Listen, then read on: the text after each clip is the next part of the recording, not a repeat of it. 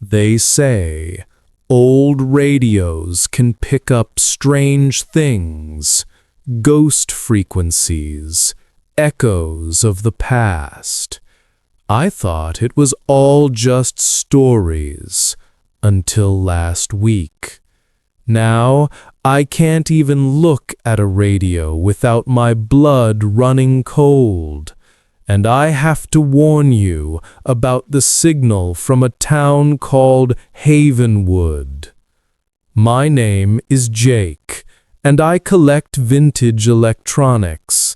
This one, a 1950s Zenith console, was my grandfather's. For weeks, I couldn't get it to work, just static. But then, one night, I was about to give up when a voice cut through the noise. Radio announcer, and that was another classic from the Starlight Trio. You're listening to 104.1 WHVN, broadcasting live from the heart of Havenwood. Don't forget, folks, the annual Founders Day picnic is this Saturday at the town square. All are welcome. Havenwood? I'd never heard of it. I Googled the town, the radio station, nothing. Not a single mention. I figured it must be a tiny, unincorporated town somewhere off the grid. The broadcast sounded so perfect, so wholesome. Families laughing, old music, announcements about bake sales. It felt like stepping back in time. I became obsessed, listening every night. Radio announcer. A reminder from Sheriff Miller. Please be home before the evening bells. The shadows are getting longer these days. Stay in the light. Stay in Havenwood. That was the first strange message. Stay in the light. Then the requests started. The radio host mentioned a listener was looking for a lost dog.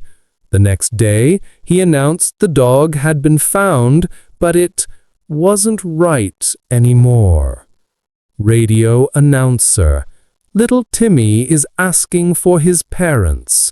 Did anyone see where Mr. and Mrs. Gable went after the town meeting? Their house is empty. Please, if you see something, say something. We all have to watch out for each other here in Havenwood. The cheerful town was starting to sound like a prison. The announcements became more desperate. People were going missing. The mayor kept reassuring everyone that everything was fine, but his voice trembled. The worst part was the static. Sometimes, in the brief silences between words, I could hear something else. I couldn't take it anymore. This wasn't a town, it was a nightmare. I was about to unplug the radio for good when the broadcast changed. The cheerful music stopped. The announcements stopped. There was just silence. And then the announcer said my name. Radio announcer. Voice now slow, cold, and right next to the microphone. We know you're listening, Jake. We've seen you sitting there in the dark. Havenwood is a wonderful place. There are no empty houses here, not anymore. We have a new home waiting just for you. The picnic is this Saturday, Jake. All you have to do is turn the dial just a little further. Find us. I felt a pull, a magnetic force urging me to tune the frequency just a little bit higher. I could almost smell the fresh-cut grass of the picnic. I could almost hear the children laughing, but underneath it I could hear the whispers, thousands of them trapped in the static.